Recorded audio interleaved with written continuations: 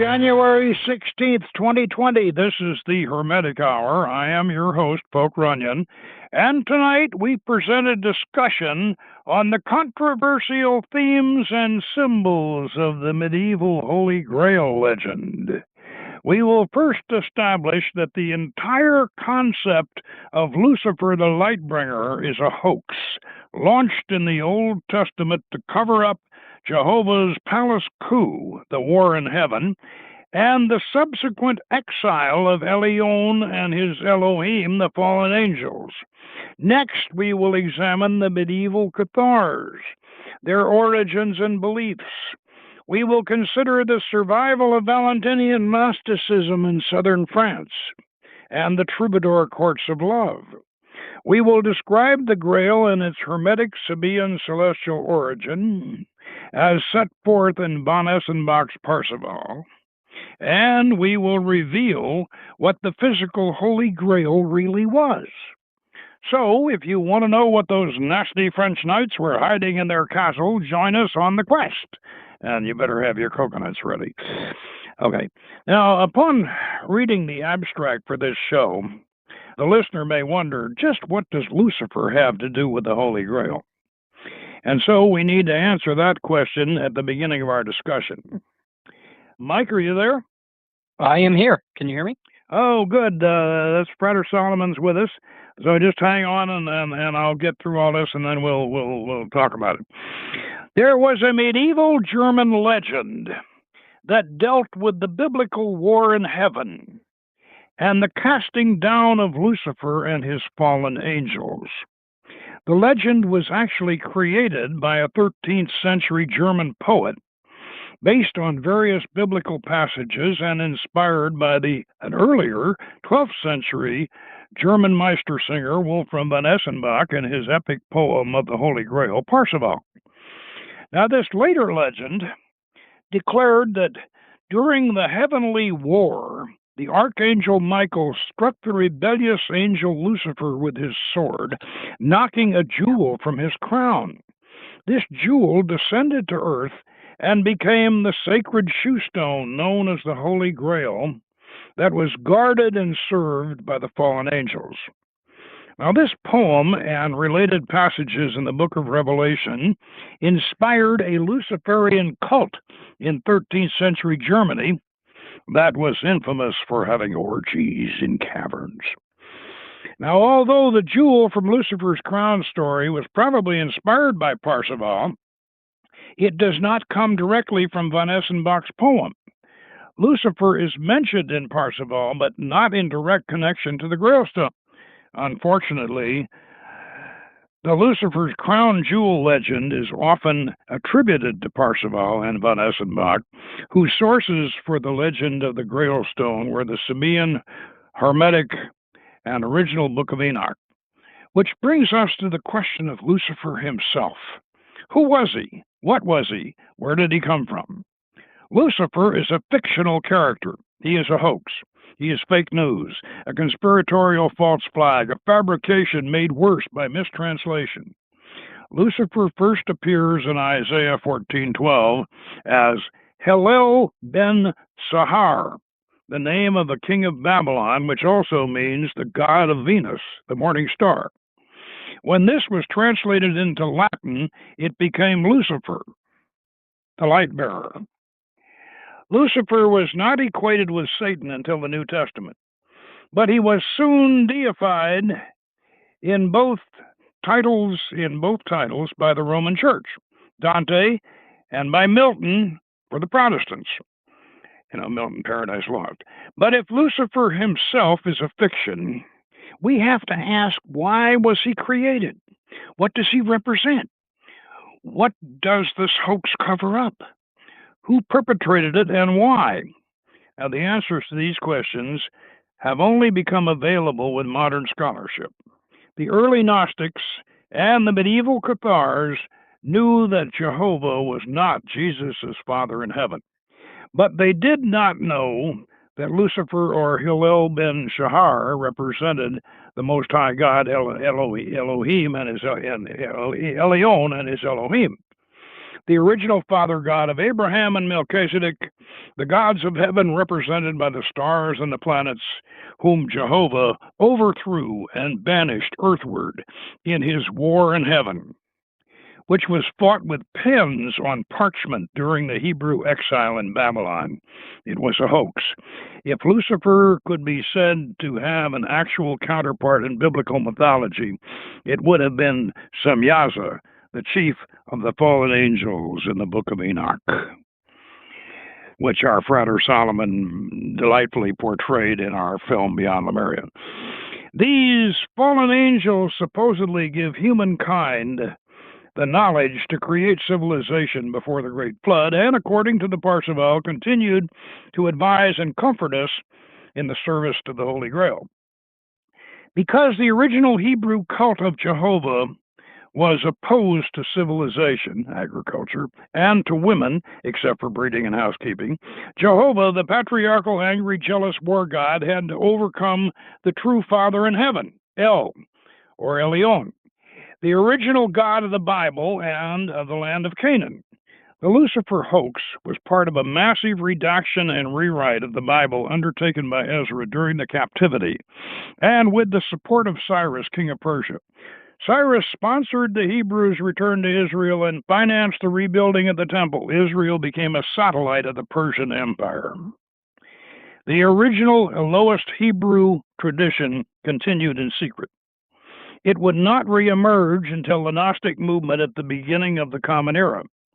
Most Christian Gnostics accepted Jehovah as a demiurge, a creator and master of the physical world, wherein human souls created by the original Father God were held captive.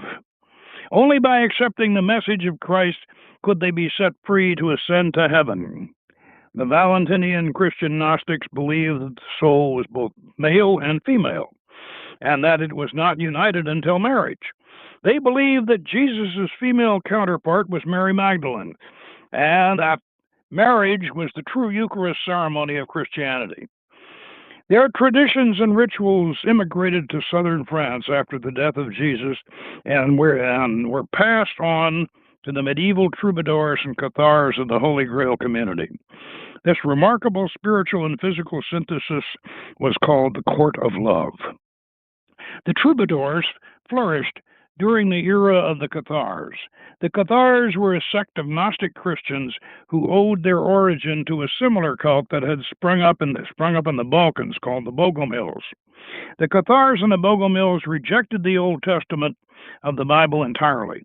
Their sacred text was the Gospel of John. Like the original Elohists, the Cathars were vegetarians. They accepted Jehovah as a demiurge, but they considered him and the physical world to be evil. They also believed that Mary Magdalene was the consort of Jesus, but they did not hold with the sacredness of marriage. Many students of Grail lore have rejected any connection between the Cathars and the troubadours. How could these lusty fighting men have been members of a pacifist, celibate, vegetarian sect? Of course they could, because only the perfect Cathars, those of the highest initiation, the priesthood of the sect, were committed to celibacy, pacifism, and a vegan diet. The rest of the congregation could love, fight, eat meat, and procreate at will. They would postpone the consolamentum, the final ritual, until old age or upon their deathbed. And so the troubadours of the Grail community could certainly have been Cathars, and probably were. And we have a good deal of evidence to indicate that the Cathars were in actual possession of the Holy Grail. Before we reveal just what the Holy Grail really was, we need to review the tragic history of the Cathars. They began in southern France in the early days of the 11th century, probably inspired by the Bogomils in the Balkans, and quickly spread through the Languedoc region of France. Cathars met in their own homes. Catholic churches were soon standing empty. Corruption and exploitation by the Roman Catholic clergy had as much to do with the mass conversion to Catharism as the doctrines of Gnosticism. To the persecuted peasants and tradespeople of the countryside, the Cathars seemed to be much better Christians than the Catholics. Of course, this infuriated the Pope and his cardinals. The Cathar heresy was directly responsible for the creation of the Dominican order and its hideous institution, the Inquisition. This secret police force descended on Languedoc and began to torture and execute Cathars for heresy.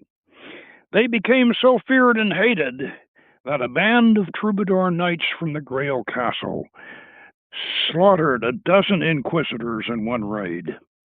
This defensive action prompted the Pope, Innocent III, to conspire with the King of France to launch a military invasion of Languedoc. This was called the Albigensian Crusade, and stands to this day as the worst genocide in European history. In demographic terms, it was worse than the World War II Nazi Holocaust. In 10 years' time, 1 million people were burned alive by the Inquisition and its crusaders. The infamous line, "Kill them all, God will know his own," comes from the Albigensian Crusade. With the Cathars and their tragic history covered, we can now proceed to reveal just what the Holy Grail really was and what happened to it. First, let's be clear on what it was not. It was not the cup of Christ. Even the original Grail story by the French writer Chrétien de l'Étoile, the Grail had no connection with Christianity. That idea came 100 years after the Parzival was circulated. Parzival has the best description of the Grail. He calls it a stone from the stars, brought down and guarded by the fallen angels, in which the names of those called to serve appear. It is a showstone, a scrying orb. Those who are called to join the Grail community will see their names and their destiny in the stone. This is what the Grail was, and the Cathars called it Mani, M-A-N-I. This was also the name of one of their festivals, which led some scholars to assume that Mani referred to the prophet Mani and Manichaeism, the cult that Mani founded. However, one of the Dominican inquisitors wrote in his 11th century journal that the Cathars see their spirit in their Mani. The German anthropologist Otto Rahn was quick to realize the significance of this in relation to Wolfram von Eschenbach's description of the stone from the stars. He knew that in the Far East there was a legend of a similar stone from heaven called the Chitumani that was said to be a wish fulfillment stone, a feeding vessel, and a prophetic oracle, and a healing stone. All of the attributes that von Eschenbach had described. Otto Rahn was convinced that the Grail was such a stone. Because so much Grail lore is Sabaean and Magi, it is not hard to imagine that the original Chitumani, or a replica of it, made its way westward in the early days of the Common Era and became the sacred treasure at Montségur or Montsalvat, the Grail Castle. When the castle was surrounded by the so-called Crusaders, 3 brave knights carrying something in a rucksack rappelled down the cliff face on the gorge side of the fortress. They escaped with the treasure, and to this day no one knows where they hid it. But we have a good idea of what it was, and the final question should be, why has this remained such a secret? Well, the answer is because the man who discovered it was forced to join the Nazi Party and wrote a sequel to his excellent crusade against the Grail called Lucifer's Court, wherein he accepted the later Luciferian version of the stone from the stars, possibly in deference to his Nazi editors. But this should in no way discredit his discovery of the Chitumani as published in his first book. Okay, that's, like Judge Janine says, that's my opener. Okay. We got any comments on that, Father Solomon? Well, I think I'll reserve, because you're very knowledgeable in the Grail, certainly beyond me.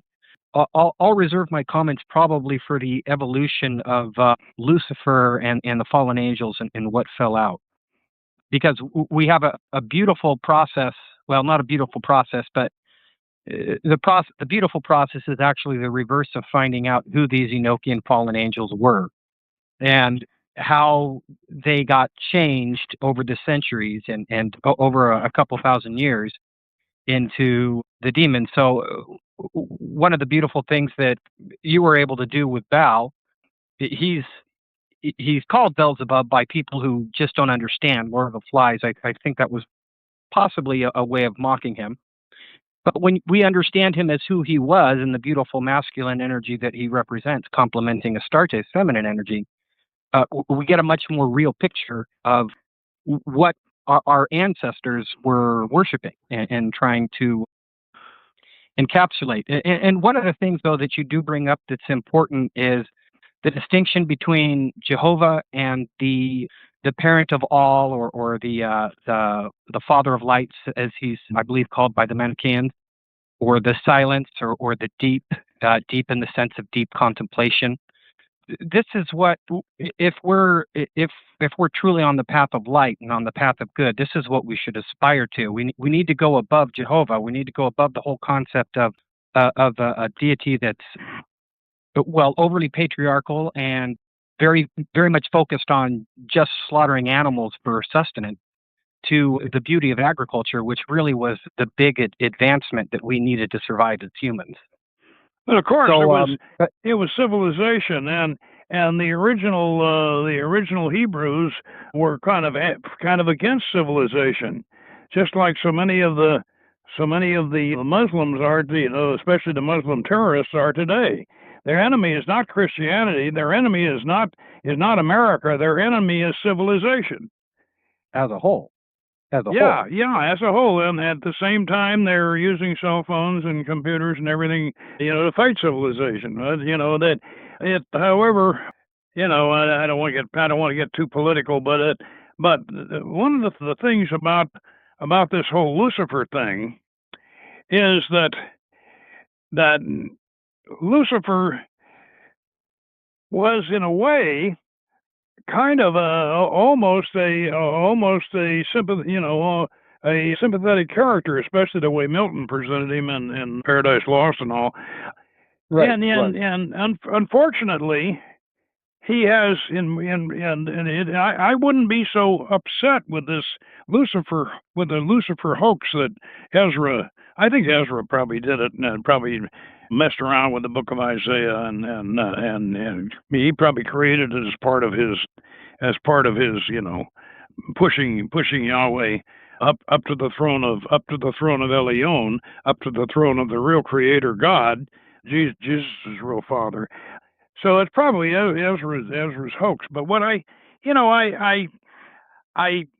kind of have as I say, I have sympathy for the idea of the light bringer, and I know Blavatsky did, and not that I'm a great fan of Blavatsky, but still, she and so many people have, at least in Victorian times, they saw Lucifer as an alternative to the Old Testament God Jehovah, and in that case, that's fine. But then, unfortunately, in more recent times, Lucifer has become an excuse, sort of a white paint to paint on Satanism.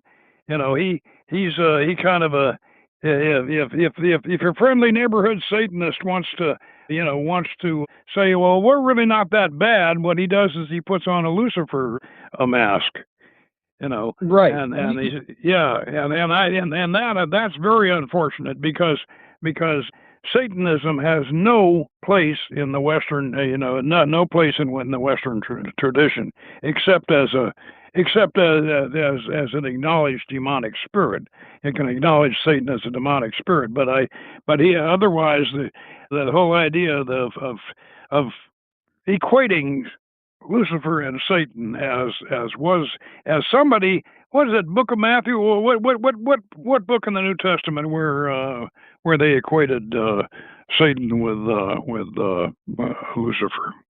Well, ironically, it's not explicit; it's implicit, and this is how. The Gospel of Matthew mentions Lucifer, which is the first instance before Isaiah was translated or reinterpreted. Matthew is the first person to say, okay, Lucifer's the one who fell from heaven, as though it were a quote from Jesus. But it is the book of Revelations where it talks about the dragon falling out of heaven and is equated with Satan. Those two get blended together. Now, that's right. One thing there's something that's really important to unpack here. We have a couple of historical phases that led to the evolution of Lucifer, and then Lucifer is Satan. Isaiah talks about the king of Babylon. I don't think that Isaiah was talking about anybody other than the king of Babylon, because if you read Isaiah with the understanding that Isaiah is prophesying for his time, everything makes a lot more sense when you try to push it out to Jesus' time. The suffering servant really is, it's referring to Israel as a nation suffering. And so all this stuff gets projected onto the form of Christianity we know today. Then we have, of course, Jeremiah. Hillel ben. He's real. It was the name of a king of the Babylon. Maybe not the exact name of one, but the one that Isaiah was referring to. But he was a king of Babylon, and so that very well could have been who Isaiah was referring to. Or he could have been referring to. There is the possibility. There is a similar god in Canaanite mythology who's very minor. His name is Astar or Aptar. Yeah, and he couldn't. And, he couldn't. Little god. He tried to sit on. He tried to sit on Baal. No, not El. He tried to sit on Baal's throne, and his feet wouldn't reach the footstool. That's right. That's right. So, but what Peter Gray points out, and it's time to mention that all of what I talked about, the fact that Lucifer is a hoax, and it really ought to be Samyaza, the head of the fallen angels. All of this comes from Peter Gray's wonderful book Lucifer Princeps, and we did a show on that. And in fact, Rob, let me say right now, the reason why I did this show, everything in this show that we have done tonight, everything in this show is we've covered in previous shows, on Lucifer Princeps. We covered the Lucifer hoax, and we've covered a lot of these things. But the reason what we have not covered, and the reason why we did this show, is because I had missed Otto Rahn's first book, Crusade Against the Grail. It wasn't, we did his second book, the one that Nazis fiddled with, and that was the Lucifer's Court. And I had since then, they published the first one. I don't know why Intertraditions published the Otto Rahn's Nazi book before they published his really good one that was pre-Nazi. And I finally got a chance to read it. And I realized in there that's where Otto Rahn discovered the Chitumani and he also discovered the journal of that inquisitor who said that the Cathars saw their spirit in their Mani. And now, does that remind you at all? I'm just curious. Does that remind you at all of the magical mirror, or the maybe more the crystal that we stare in when we scry? Is there a kind of a relationship the crystal ball. See, the Chitumani. If you go on Wikipedia, you'll see, and you look up at Chitumani, you'll see a picture of a Buddhist tapestry showing a Buddha holding a Chitumani stone in his hand, and it's a crystal ball.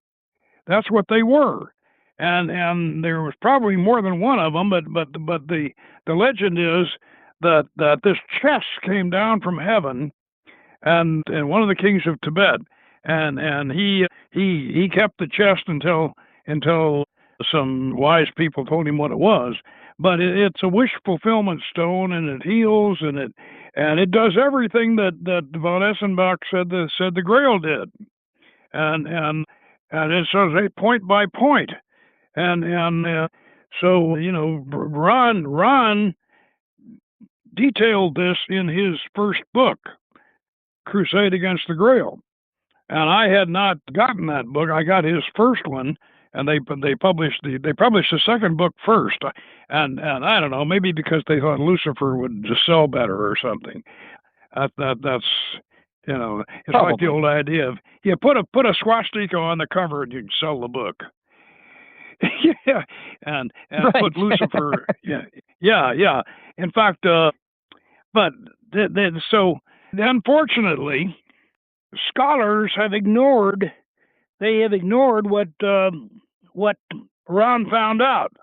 And one of the books I'm going to recommend for most of this, to back up most of what we've been saying tonight, is Andrew Philip Smith, The Lost Teachings of the Cathars, Their Beliefs and Practices. This is a very good book, but Smith ignores the Chitumani completely. And he says that the Cathar Mani came from Mani of the Manichaeans. And I think the reason why Smith is probably being politically correct. He's probably thinking, oh, well, I don't want to give, I don't, he has a little chapter on Otto Rahn in here, and he's very unsympathetic to Otto Rahn. And that's a shame, because Otto Rahn's Crusade Against the Grail is a terrific book, and I'd highly recommend it. You can forget about Lucifer's Court. That really was meddled with by the Nazis, and unfortunately, that this legend, by the way, of Lucifer, of Michael, hitting Lucifer's crown with his sword and knocking the jewel off his crown, this thing was apparently created by a later Meistersinger, a later German poet, about 100 years after Parzival. And obviously, he was inspired to some degree by Parzival, and then also by a number of things in the Book of Revelation, which relate to this fallen dragon and all that. But I can't find, and I'm really frustrated, I can't find any reference to the original poem where this came from. All I can find, and I did find this, that Franz Liszt's girlfriend, Princess Sayan Wittgenstein, Carolyn Wittgenstein, wrote a book about this that was printed in 1850, and in which she recounted this legend of Lucifer's crown and the jewel. But that's all I can find. I can't find who it was that originally came up with this. But it did, obviously, it inspired the Luciferian Society, which, as I said, they believed that that if you got underground, you were away from God's jurisdiction. You could do anything you wanted. So what they used to do, the German Luciferians, they used to get down in these caverns, and they'd have their ceremony, and then they'd blow the torches out, and then they'd have a group grope, and they'd and anything went. So at a certain point in the ceremony, you better get next to whoever you want to get funny with, and but then they had an inquisitor, Conrad of Malberg, who went after the Luciferians. And Otto Rahn was going to write a book about him and the Luciferians. So Rahn himself, I think he maybe have validated this later interpretation, perhaps, because he was kind of sympathetic for the Luciferians. I don't, but I would like to be able to find out who this later Meistersinger who created this legend of Lucifer's crown. I'd like to find out who that was. And anybody listening, if you know, or maybe somebody knows more about it. I know one thing. Wagner was going to use it in Lohengrin, but he cut it out. The libretto in Lohengrin, they were going to make reference to Lucifer's crown, but Wagner read it in Princess Caroline's book, and he got very mad, and he said, "Cut that out! I don't want that in the libretto." So at least Wagner censored it. But It would be nice to be able to find out where this original Lucifer's crown legend came from. Well, you and I both looked and couldn't find anything on that. However, I did. Mike. I found Princess Carolyn. I dug and I finally found Princess Carolyn Wittgenstein. I found that she'd done a book on it in 1850. I did find that. Okay. Now, one thing that I think we ought to unpack, and I probably should have done it a little bit earlier because I think it's absolutely fascinating, is just what were Ezra's followers trying to cover up? Because we know sometime after Ezra lived, the infamous Book of Enoch was written, and this is where Lucifer was really fleshed out in the entity known as Semyaza, which is probably their way of kicking Elyon out of heaven so that they could put their version of God in heaven, Ezra's God, Jehovah in heaven, and saying, okay, all this stuff that's good is bad, and let's unpack what they actually tried to demonize, because when you hear what it is, it's pretty shocking, especially when we can look at it as so beneficial to our lives. We have Armaos, she's for magical protection, protecting yourself from bad magic. We have Gadriel, who is the angel of makeup, cosmetics, beautifying yourself. So people who maybe weren't so attractive, they found it easier to find a mate with Gadriel's techniques that he taught. Then we have an incredibly significant angel who fell from heaven, and I think his name is perfect. It's Penemu. And what did Penemu do? Well, the pen is mightier than the sword. He brought writing and art. He brought the pen. And can you imagine what is so wrong? I mean, for goodness sakes, Bibles are a written piece of literature. So what is really wrong with writing and art? Well, there was a time where Ezra did not want people writing in addition to what he had written. So here comes the demonization of writing, but more significantly is the demonization of art. Art is not something that should be demonized because it is incredibly important. We wouldn't have anatomy, we wouldn't have botany, we wouldn't have science if we didn't have art in order to depict the things in nature that we're trying to observe. So Penemu is an incredibly significant illustration of just how much Ezra's religion was trying to cover up because it was so significant to progress. Then we have Hazakiel for meteorology. Then we have Barakiel for helping understand the seasons and the stars to calculate the seasons. That was important to determine when to harvest. And as we know, Ezra was more concerned with a meat-based culture and a patriarchal culture than a culture that harvested from the ground. But if you want to survive, you have to be able to do that with an evolving civilization. You just don't have modern civilization without it. Then, really significant is Yakon. Yakon was the angel who says, hey, we should be able to sleep with these women if they want to sleep with us. So what does that signify? Well, that signifies being able to choose your own partner. In Ezra's religion, your parents or your grandparents or a matchmaker would choose your partner. You did not get to choose your own partner. So there wasn't this real bond, this real love that the Cathars and the Valentinians celebrated. And so that's really incredibly significant. The last one to unpack is Azazel, who is the angel of war. And that sounds really bad. You hear war and you think, oh, war, that's terrible. So I had to think about this for a while. But if you look at every great civilization, as imperfect as it was, one thing that it needed to be able to do was to protect itself from thieving neighboring tribes who just wanted to pillage them. So you have the Greeks, they're evolving science. They're fighting against a lot of barbarians who have no interest in science or getting closer to the truth. The Romans evolved on that.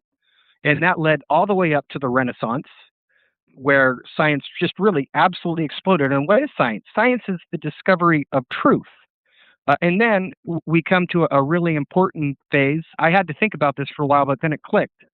War is an ugly thing, but democracy cannot be defended without defense. It can't be defended without war because, unfortunately, there's always tyrants who want to steal. There's always dictators who want to steal, crush, and destroy, like that evil man Soleimani, who was recently killed. Very, very bad man.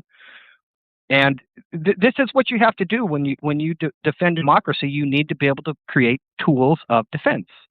And what happens whenever there's war, sad as it is, there are also major advances in science because everybody's really trying to get focused on, okay, we need to protect ourselves and we need to be as advanced technologically as possible. So what happens is there's all sorts of advances in medicine when we're going through these phases of defending our democracy or our science-based culture. Well, yeah, but quite often when we go to war, we do so from a position where a democracy has transitioned, or a republic has transitioned into an oligarchy or into a dictatorship. You know, Machiavelli warned us about that. He said, everybody thinks when you mention Machiavelli, they think, oh, the prince. He wrote a handbook on how to be a tyrant. Well, yeah, he did that because a tyrant paid him to do it, paid him to write the book, and so he did, and he needed the money. But anyway, he also wrote a book about republics, and he himself was very much of a Republican. He believed in republics, but he said that all republics carry within themselves the seeds of their own destruction, and that every 200 years a republic has to get rid of all of its accumulated legislation, that much of which is self-serving and obsolete, and start over again, clean house and start over again fresh and reaffirm their original principles. And of course, that's, in a sense, what you might say that's what we're trying to do right now, but because we have evolved ever since the 1920s, ever since the Great Depression, we have been moving more and more leftward, more and more to the left, and that's what Machiavelli was warning against way back in the Renaissance. And so a lot of times when a democracy, because democracy is a strange word. I mean, it's a word that comes from ancient Greece, and it means literally ruled by the majority. And so when people throw this word democracy around, and they don't realize a real democracy is not what they think a democracy is. A real democracy is the tyranny of the mob. Whatever the mob wants, that's what a real democracy does, if it's a real democracy. If the mob wants to lynch somebody, well, then that's what they're going to do. When the Romans, when they went to war, whoever the leader of the Senate or the emperor or whoever was the power broker in those days, he used to go stand up in the Senate with a spear, and he would point the spear in the compass direction of the enemy, and then he would shout out, "Where is the enemy?" And then he turned the spear, and if he turned the spear in the right direction, all of his supporters would cheer, and of course, that's kind of what we have when a democracy goes to war. That's what we've got. We got these demagogues that stand up and hold the spear and point it in a direction and ask us, "Where's the enemy?" And if we all agree with the demagogue, then we go to war. I don't like that, and I don't think you do either. But that's the way it is. And granted, wars do generate technology. They advance technology and all that. But I don't know. I wish we could somehow or other get beyond war. It would be really nice if we could do that. I do too. I'm just when I hear about this and I read about the demonization, what I'm trying to think is what was Ezra's religion trying to demonize with the creation of these fallen angels that was actually good. Because you and I both agree war is not a beautiful thing. It's what are they trying to cover up? What are they trying to get us to not focus on? And I think that with a lot of the fallen angels, there's a pretty strong argument that it's a very anti-scientific, anti-truth direction that Ezra had triggered, that has been followed through the centuries, and we have really been battling to get out of it. And if you look at all the things that are attributed to Jesus, the majority of writings that are attributed to Jesus are Gnostic. They're not the texts that we have that connect more closely with Ezra's religion. And one of the big secret messages that I think we get, because one thing we do read about is that Jesus talked to his disciples in secret to explain parables in ways that he would not to the public. And I think one of the big things that Jesus was teaching was, okay, you have God, you have your conception of the Supreme Being, and the concept of a Supreme Being is right, but the way you're worshiping the Supreme Being is wrong, and you're not really reaching up the ladder. There's a much higher, more beautiful perception of the Supreme Being that you should be reaching for. And that Supreme Being has both masculine and feminine elements within it. And those are hidden in the Old Testament because there was plenty of Elohist writers who wanted that in there, and it couldn't just be erased. What had to be done is some of it was cut out and some of it was overwritten with new interpretations, so you couldn't see it as clearly. Well, this is one of the things that Peter Gray points out in that Lucifer Princeps, that behind all of this Lucifer thing, behind all this war in heaven, was really a war against the feminine principle in heaven. The Elyon was usually conceived of as both El and Mother Asherat, and the two were like the two faces of God, male and female, and the original Hebrews, the Moses crowd, they hated women. And women, as far as they were concerned, were only good for housekeeping and breeding and otherwise shut up, and keep them barefoot and pregnant and sell them off like merchandise or like goats, and so a lot of I really do sympathize with the feminists years ago. I sympathized with them when the feminist movement got started, and especially in paganism, when they were talking about the patriarchal aspect of the Old Testament, and I sympathized, and I still sympathize. I think the feminist movement's gone too far today. The pendulum has gone too far in either direction. But however, originally, Jesus was very, very pro-marriage. He was for the power of women, but in the institution of marriage. That within the institution of marriage, and that, of course, he even argued with Hillel about that. Hillel said, well, a man ought to be able to divorce a woman. All he has to do is say 3 times in public, I divorce you, I divorce you, I divorce you, and that's it. And then, of course, the problem is he throws her out and keeps all her property, and she has nothing.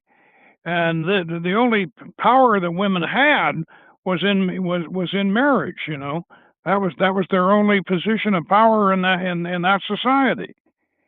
And this is one of the reasons why Valentinian Christianity emphasizes marriage, because it emphasizes the power of women in the equality of male and female in marriage, and I'm all for that. I really believe that in marriage and the family and I will say this though about the Valentinians. The Valentinians were willing. They were willing to concede that Jehovah was the demiurge, and they did not consider Jehovah evil. This may have been a concession to the Roman Church at that time, because Valentine was angling to be elected pope at that time, and so that may have been a concession, but I don't think so, because what he ended up doing, he ended up equating Joseph as a physical representation of Jehovah, and so he's saying that, well, Joseph actually had regular sex with Mary and inseminated a regular child, but then Elyon comes down and spiritually impregnates Mary.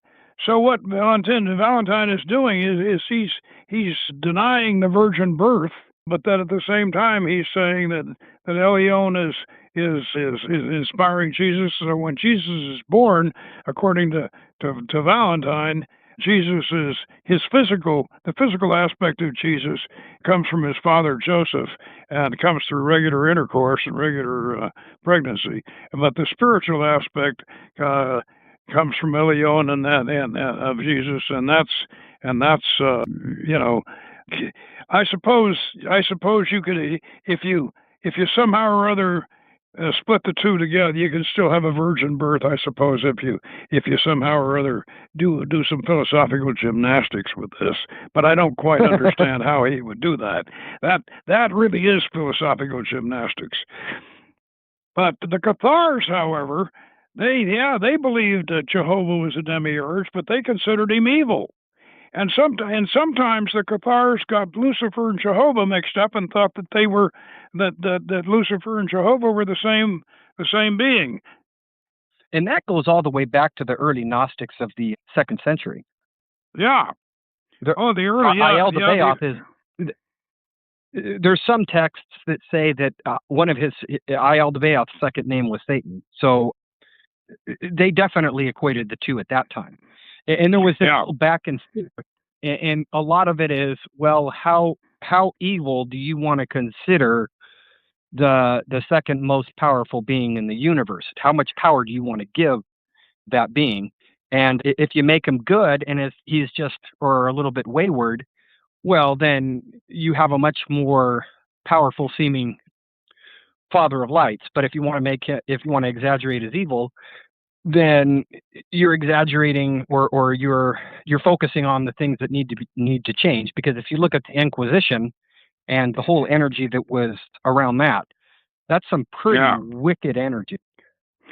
Oh Lord, what I said is in the script tonight, the Dominican order and the Catholic Church, the Roman Church, can never apologize enough or do enough penance for the Albigensian Crusade.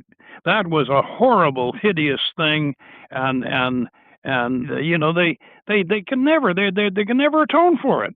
It was hideous. It was awful, and these people were far better Christians in the spirit of the gospel. They were far better Christians than the Catholics, and they had a right to be. I mean, they had a right to their faith and their belief. To burn people alive for this is in the numbers that they did, and not what does Stalin say? He said, "Well, the death of one person is tragedy, but the death of a million people is a statistical inference." I think that was the term he used. But burning anybody alive, is horrible, and I don't know how. And by the way, let me, before I forget, do you remember a few years back a Catholic nun who called herself the Singing Nun, and she had a little song. A little bit. Well, it had this little song. Did you hear that? Yes, I did. Yeah, I think I don't remember the words, but I think everybody recognizes that tune. Well, yeah, that little tune.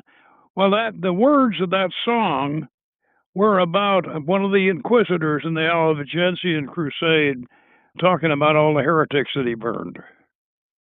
Okay. That cute little song that the Singing Nun was singing.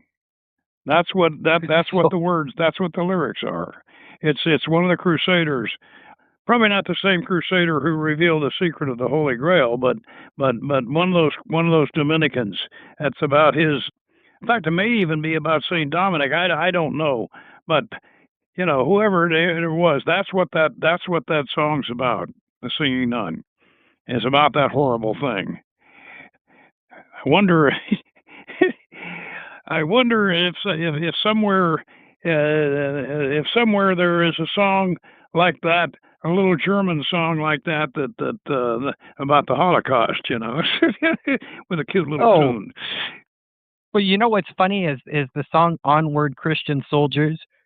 Yeah. Which is certainly praising the Crusades. Well, there were some Buddhists who adapted it in order to have some songs in English, and they changed the lyrics a little bit, and their line was "Onward, Buddhist soldiers." Well, we discussed before that one of the secrets that I remember our friend Andrei Zaminsky, and he said the Kala Chakra is political, and he was right. So what it is you take a Kala Chakra initiation and you take a Bodhisattva vow, and you have just it's like you've just joined the Dalai Lama's Foreign Legion. Right. So what you're vowing is your next incarnation you're going to be a soldier of Shambhala. Yeah. That's something that people miss. Yeah, well, Andre didn't. He mentioned it, and I checked up. I looked at my Kala Chakra initiation script that I have, and from when I took it, and I said, "Yep, that's true. I'm supposed to be a soldier of Shambhala next time around." And as I say, it's kind of like this guy stumbling down the street in Marseille, back in the 1920s, and he stumbles in this door, and somebody shoves a paper under his nose and says, "Sign here." So he signs. Well, you just joined the Foreign Legion for 5 years. Yeah. Yeah. Anyway, let's we got just a couple minutes before we need to sign off, but remember, the significant thing that we revealed in tonight's program that we have not discussed in earlier programs is the actual physical nature of what the Holy Grail was. And I was joking in the abstract, and I said, "Oh, what those nasty French knights had in the castle, Remember in Monty Python and the Holy Grail? Yes, we have a Holy Grail. Our Holy Grail is better than your Holy Grail, you stupid English person, you. Yeah, I fought in your general direction." Well, actually, in a way, as I say, what we talked about tonight was what those troubadour knights that went rappelling down with that rucksack went rappelling down the backside of Monseigneur, down the backside into the gorge. And that's a hell of a rappel, boy. I can close my eyes and see them, bouncing down there on those ropes, and they had that Chitamani in that rucksack probably, and where they hid it, who knows? Who knows if we're ever going to find it? What? Oh, I was just going to say it's interesting. We can laugh about history, but it has to have been so much different living it. But I think it is good that we can look at the whole French versus British Holy Grail spout, and it's pretty funny now. Well, yeah, Monty Python made it good, but as I say, there was so much truth in that Monty Python and the Holy Grail, though. I know. I mean, yeah, with those French knights, yeah, they had it all right. And yeah, you stupid English person, you. Anyway, thanks for coming on board tonight and helping out. And next week we'll be back on board, same time, same station, and with more Hermetic mysteries. And so until then, everybody out there in Hermetic Radio land, have a happy New Year and good magic.